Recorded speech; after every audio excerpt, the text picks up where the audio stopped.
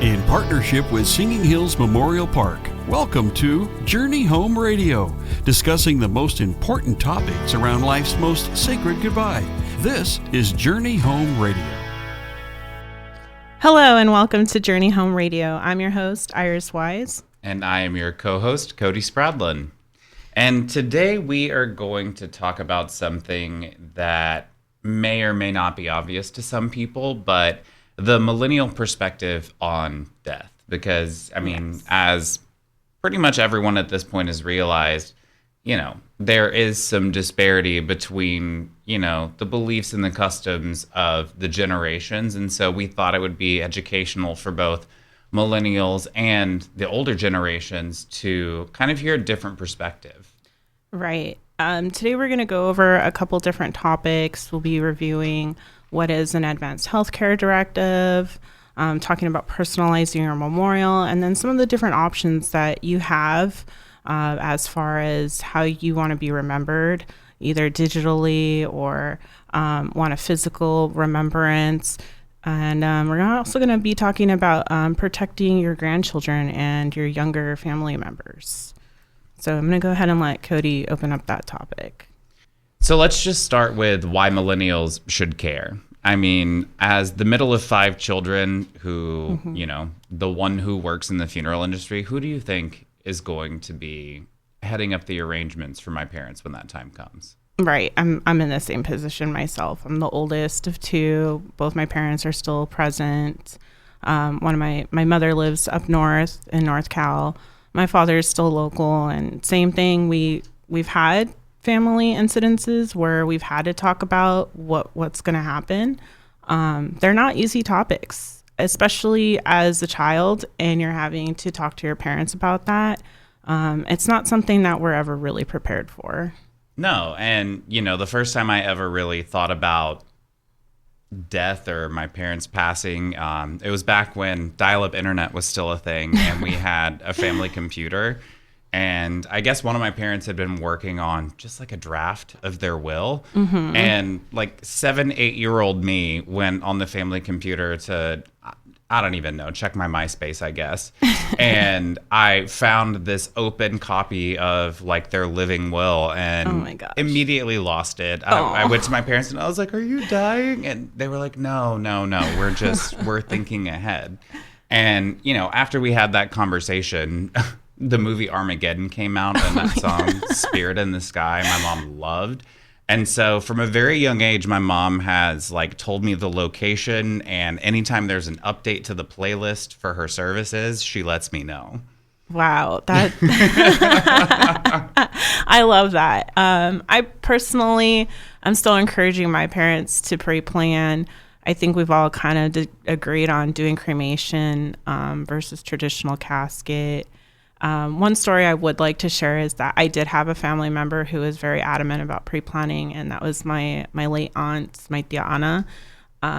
When my grandparents became elderly, she went ahead and she purchased multiple plots in a cemetery in Bonita, and because of that, she's protected at least 6 of her family members.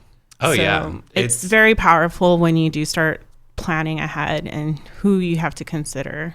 And it's one of those things I find a lot of time, because I have families that I've been working with for months at this point. And, even when I was back exclusively pre-planning funerals, like I'm still getting calls to this day from 2020 of people like, "We're ready." And I'm like, I don't even live in that time zone anymore. Right. But it's just crazy because I worked in a mortuary in San Clemente, and in 1992, so around the year we were both born, the cost of a direct cremation, so the simplest thing, there's no services, they pick you up, they cremate you, return you to your loved ones, was, I think, $725. Wow, what a steal. And then in 2020, it was somewhere in the neighborhood of like $1,500. Yeah. And so, right.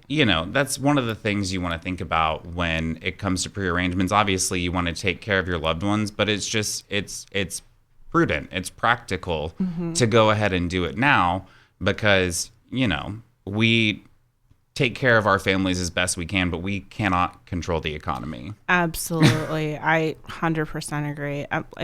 Myself have already started my cremation process, and part of that was because I didn't want that financial burden.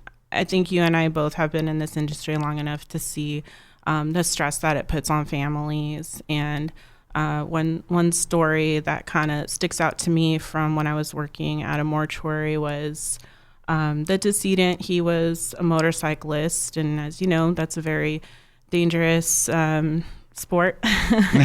And every time I see a motorcyclist go by, I just send a little prayer to them, because honestly, I've seen it too many times. And unfortunately, when they passed, they had a young daughter that was, I want to say, either 19 or 20. And just watching this poor young woman have to go through and make these decisions because nothing was set up. And then having to have all these other people kind of influence on her decision making. My heart really went out to her. And the best that we can do as funeral professionals is guide people during that time and just let them know that, hey, we're here because we're the experienced ones. But as anybody should have some type of plan, especially if you're a very active individual, if you travel, if you are out and about, like if you do anything dangerous, if you're out even just surfing, biking, riding your bike, because I know, anything of that type of activity, you should be protecting your loved ones. You have to think about that, because anything can happen at any time. We all think that we're invincible, especially us younger folks. But as I have seen over the years, that's not the case. As one funeral professional told me when I first started, he said, death holds no prejudice. So I always keep that in mind. We are not immortal, but we can start protecting now. Yeah, and I like one of the things you just said is our job as family service advisors is to guide. We can't make these decisions for you. No. We can't. And the most common example that I use, because and I'll be totally transparent, I couldn't tell you my grandmother's maiden name. Yeah. And we have to know all of these things. It's not like we'll get back to you later. It's like there are steps we have to take. There are rules we have to follow. And the difference between the GoFundMe method versus someone walking in with a fully filled out legacy planner that has, in your handwriting, all of your wishes. You can make it as granular as picking. I had a woman who came to pre-plan once, and she was a florist, and she had contingency flowers for every single season in case she passed in one rather than another. So you can go as far as to say you want your glasses on. Yeah. Or you can say, hey, I've taken care of all the big ticket items for my loved ones, and they can make the decisions. Right. And there are some statistics out there for the benefits of pre-planning. One that I recently saw is that about 89% of people say that pre-planning made things a lot easier during that difficult time. But, only 67% of people actually pre-plan ahead of time. And, it kind of is shocking because you do see it every day. You can see the people that have everything taken care of, maybe only half taken care of. But regardless, there is a level of stress involved during that time. And I'm always encouraging, I call my families, hey, we still need to take care of this. Like, have you thought about that? I think that it's very powerful. And a lot of people too, there's some misconceptions and myths about pre-planning. I hear a lot of times when I try to reach out to people, this is just too depressing for me to think about. Or it's too expensive. But there are options. There are payment plans. There's so many different avenues you can start with first. Just even having that conversation is the very first step. Yeah, I forget exactly what the words were, but if you've ever seen, Lord of the Rings or The Hobbit, Gandalf says that the hardest part of any journey is the first step. And it's kind of like going to the gym. So right. it's hard at first. It hurts. It's awkward. It feels weird. But the more you talk about it, the easier it gets. Trust me. In a past life, I was working in hospitality. Never in a million years did I think I would be working in the funeral industry. And, the first couple weeks were a little bit rough. Yeah, definitely. I would say my first experience in this profession, my very, very first service was for a 5-year-old little girl. Oh. And I'll be honest with you, coming into this profession, my greatest fear as a mother at that time, my son was only 1 year old. I was afraid to do a service for a child. So I really bit the bullet on that one. But I'm really glad I had that experience because I got to see how grief affects children. And as someone who is a mother and my son has lost family members, I'm able to educate him on grief and how it's okay. I think as a millennial, we're that sandwich generation. We're, young adults in some people's eyes, but we're also parents. And we have teenagers as children. And we have siblings that are still younger that we're still kind of co-parenting and raising. I know you have younger siblings too, Cody. And on top of that, we're worrying about mom and dad. So we really do have this unique ability to be that generation that kind of steps forward and says, hey, let's talk about this as a family. What is our family plan? Yeah. And kind of back to the myth that, I'm too young. It's not for me. I will forever and always die on this hill, unintended. Funerals and memorialization are for the living, not the deceased. Right. And so even though you may be more focused on, getting your parents taken care of, you can also help protect your child, because I won't go into all the legalese of it, but most of the time when you're prearranging, there's some kind of rider or clause where, a child, grandchild, if they're like over 1 year old and under, I think 21, then, God forbid if something were to happen, then the plans that you made could actually help with the arrangements for, your loved one, your child. Right. And that is really important to me because it was, maybe 15 years ago, but I had a nephew that passed away. And it was, to this day, probably one of the most traumatic experiences in my life. Absolutely. But then on top of that, I remember my brother and his wife going to all the arrangement conferences and, trying to work things out on top of having just lost a child. Right. And it's something no one wants to think about. No, but it does happen. And, I feel for those people that are listening, that have maybe lost somebody close to them that was a child. And we see it all the time, but there are avenues that you can take to protect your grandchildren or your children. I think the greatest gift is having some type of plan installed, even just for yourself. There are if I've seen people have to give up their cemetery spaces for unexpected losses. And at that time, it's like they really just don't know where to go. And, luckily there is that option that there is something already set up. And even if they decide to, not use it later on or give it to a family member, I always encourage my families, if you have an extra space, just keep it in your family, because I guarantee you're going to use it at some point in time for something unexpected. Yeah. And, that's the thing. We never know two things, when or where. And, another thing, as millennials, like, we are the generation with kayak and Airbnb and all these things where we love to travel. And so, one of the things people don't really think about is, like, what if something were to happen to me abroad? Right. Great example. Right. Fun fact, don't pass in Italy because they charge for refrigeration. Oh my goodness. And it will cost a mountain.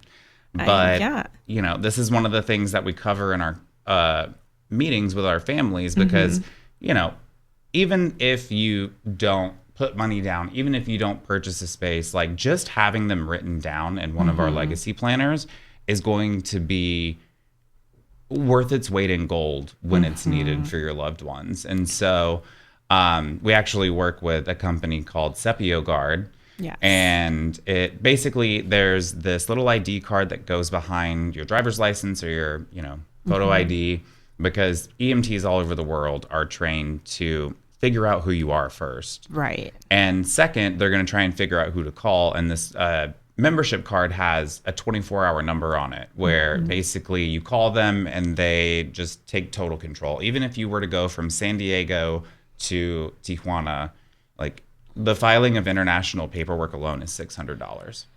Yeah. And or was. Yeah, it can get very, very costly, especially depending on if you want traditional casket.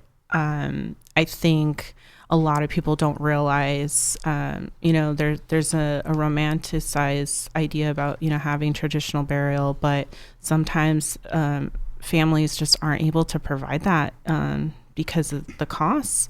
But if that's something that you're, set in stone that you want to have, especially depending on your religious views or your spiritual beliefs, it's very important to start planning that in advance and at least having funds set aside. I mean, there's all kinds of things. I mean, there is life insurance and, but all of those things, they come in time to kind of get the ball rolling as far as funding. So just it really have to do your research on what is the best fit for your needs. And I'd also just like to point out, I mean, you and I talk to people every day. They're like, we have life insurance. It'll take care of it. Yes, but life insurance is meant to maintain the lifestyle of your loved ones after your sudden passing, because they just lost, I mean, to put it bluntly, they just lost a line of income. Right. Like you're gone. Right. And all of a sudden there is a one income household with, a mortgage. Maybe you have kids in college. And, other people will be like, oh, well, we have a trust. Yes, but the trust doesn't lock in the prices. Right. And for those of you who are just tuning in, this is Journey Home Radio, and we're going over the pre-planning benefits from a millennial perspective.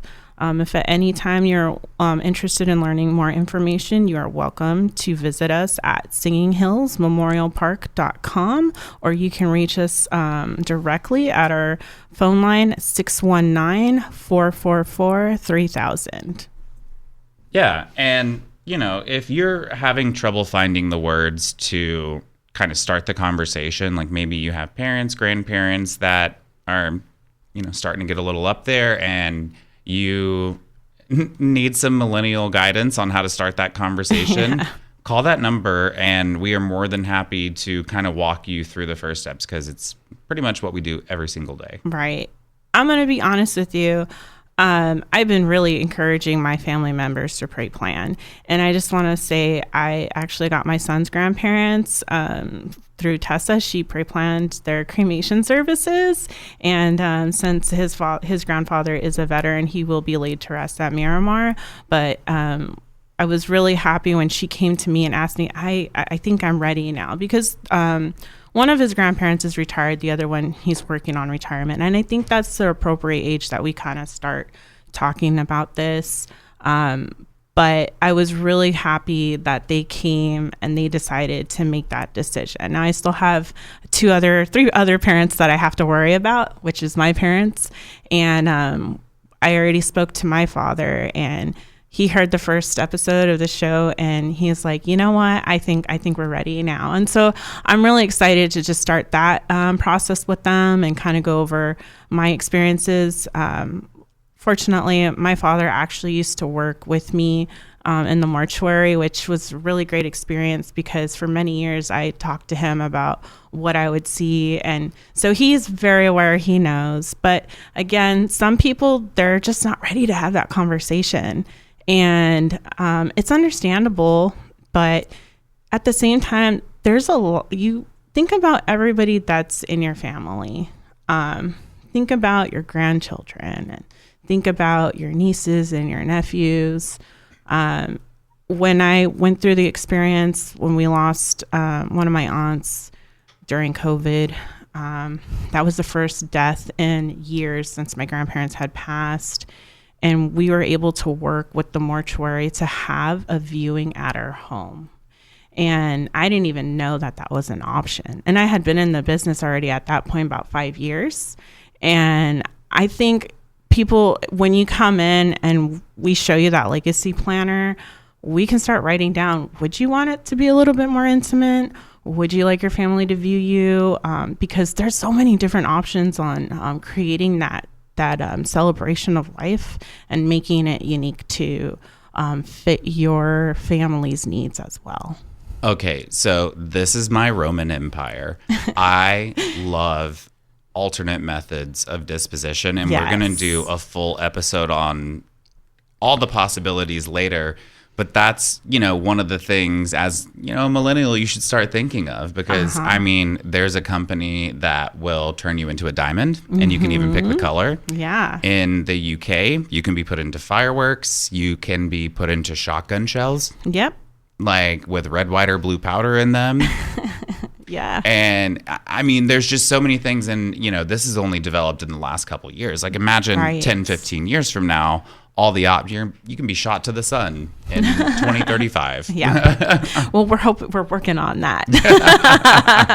We are. But yeah, there's so many different options. I really am a huge believer that having a plan, and that's something, the legacy planner that we offer at Singing Hills, it's such a great tool. It's very simply designed, so it's a good icebreaker. Yeah, it's a great icebreaker, and it's meant for you to start that conversation. But even if you kind of segue a couple weeks or months, it's still there. There's still something that was planned. I have clients all the time that they purchased originally like a traditional casket space, and then they're like, I don't think I really want that. I think I want to be cremated. And they're like, well, I already have this. And I'm like, that's fine. That's totally fine. We can redesign what you're already purchased. We could upgrade. There's so many different options. So even if you already have something, always revisit what you already have. Nothing's written in stone until we make your marker. Oh, yes, nothing. But that is one of my favorite things. I think I spoke to Tessa about this. One of my favorite things is designing your memorial marker that you can do at any time. And I think that's it's something that makes you unique. And I think it's kind of just it's just a peace of mind knowing that, okay, this is it right here. When I go, that's what's going to be on the ground, or that's what's going to be on the wall, on the niche. And I think, my favorite thing is always meeting with couples, or I've had like a mom and a daughter, because they're going to be laid to rest together, designing that. And I think that there's something also kind of comforting. It's like, you know what? I know this is going to happen, but at least I did this with mom while she was still here. It's almost like getting pre-closure. Right. Like you have the peace of mind ahead of time to know that basically if you follow everything through, all your loved ones are going to have to do is show up and pick a date.